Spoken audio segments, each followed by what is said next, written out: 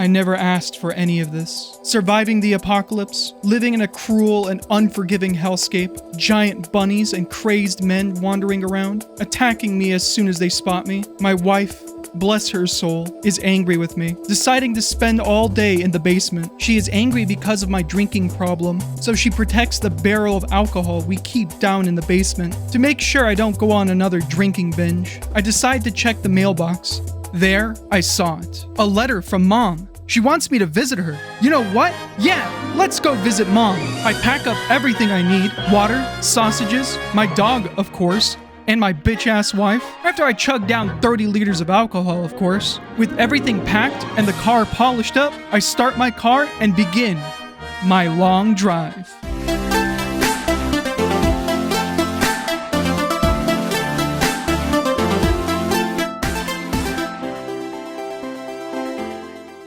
Welcome to The Long Drive, a game for depraved and crazed individuals. In this game, your objective is simple. Get to your mom's house and end your journey, but there are many hardships along the way, and tough decisions you must make. We start things off at our house, a nice little home with an attic, basement, garage, outhouse, and of course our bedroom. Each of these rooms have items within them, ranging from useful to just for decoration. We have a couple of supplies that we can take on our journey, but first we should make our car look nicer. Each run you will start with a random car, with varying amounts of rust on each of them. My least favorite being the car that uses a mixture of oil and gas in its engine. We'll notice later on that the parts of your car will change up your experience drastically. In front of our car, we have our cleaning supplies. A wire brush to brush off any rust off of our car. A bottle of jizz on it.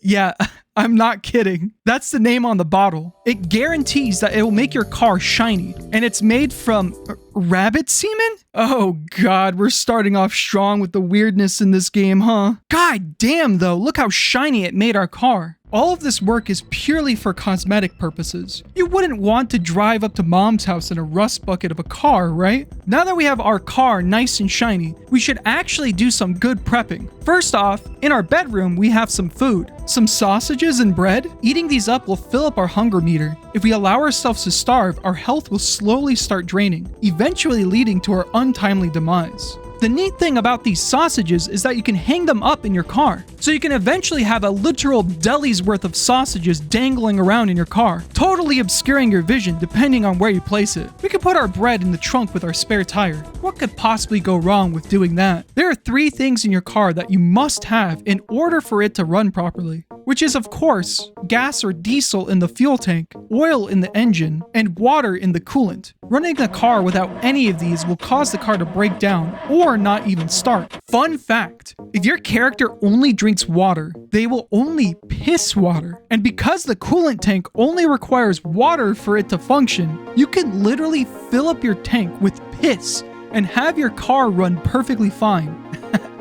God, I love this game. For now, let's fill up our gas and oil, always giving it a good taste before we put them in. Don't forget the gas canister filled with water as well. Wouldn't want to run out of water during our trip and be forced to make some tough decisions. We can actually fill this up to its maximum if we take it over to the sink. Surprisingly, water is not a hard resource to find, with random containers having water inside them at all times. And some buildings have faucets we can drink from, but it's always best to have backup just in case. Other than these supplies, the rest of what you can take with you is totally optional. We've got some decorative items to spice up our car a bit, and 2 spots in our house that we have self-defense tools. First, we have the katana in our attic. This glorious sword has been passed down in our family for generations. With this, we could bring down any foe we strike, as we are masters of the blade. Clearly, we should take this. Our second item is the revolver, located back here in our bedroom. It's very useful for taking out enemies at long range, and also if we need to make some tough decisions. What you'll notice at first when playing this game is that the controls will take some getting used to, with each button you use having an important use. I recommend taking a moment to familiarize yourself with the controls before a serious playthrough. It will really save you a headache in the long run. Take, for example, pressing the B button. When you press it, you'll hear this noise, or this, or this. Press it enough times and you'll have a nice little surprise. You just shit your pants, dude. We can't just have a hunger and thirst meter without also including a piss and shit meter. Press P and you'll slowly unload all that piss in your body. It's always lucky to pee all over your driver's seat before going on a long trip. What the fuck am I saying? No, that wasn't a banshee that suddenly appeared. Pressing the caps lock button will cause our character to scream. Moving your mouse around will also change the pitch and how loud you scream. Alright, it's finally time for us to head out.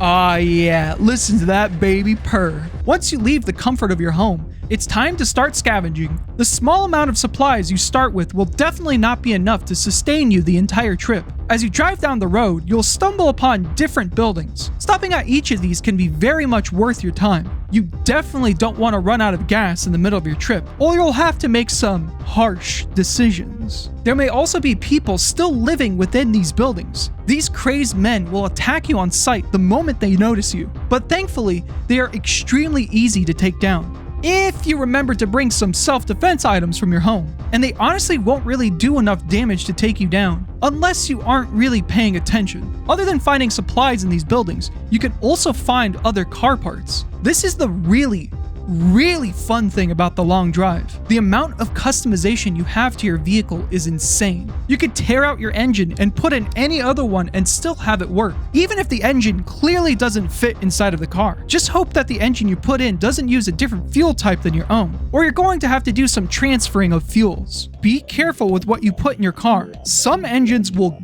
guzzle gas quickly, while others will require better cooling systems to actually work. You'll notice this immediately as your car begins to smoke and overheat, leaving you stranded in the middle of nowhere. Well, time to push the car, I guess.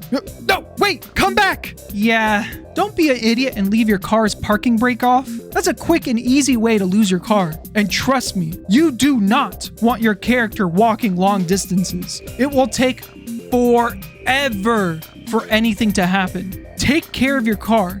It's your little baby. It helps bring you places. It keeps you safe and secure, unlike your wife.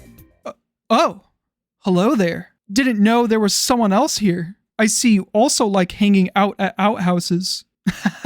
Okay, moving on. This is pretty much the main gameplay loop of this game. Just by driving on by, stopping at any building for loot, and continuing the journey. But you see, this is not the only thing you can do with your car. Once you learn the powers of pallets and other containers, you can come up with some pretty wacky designs for your car. For some reason, whenever an item is placed on a pallet, or rather any container, the moment the item stops moving around, it is locked in place, meaning no matter what orientation it is in, the item will not fall off it, unless you crash or take the item off yourself. When I realized this, I started creating these giant towers on top of my car, or these wacky designs on the truck bed of my car, looking as if I was a hoarder in a post-apocalyptic world. Listen, I don't have a problem. I just collect these long poops. They're lucky! You give them a nice rub before driving your car for good luck? I swear, it works. When driving, you don't really have to worry about much, just your own reckless driving skills. Yes, you only lost control and died because you were driving way too fast. I know it's fun to go fast, but it's the fastest way for your character to die quickly. Also, these random rocks that appear on the road, these are extremely deadly, and if you don't pay attention, you will most likely crash right into them, sending your car flying or killing you instantly. Oh no.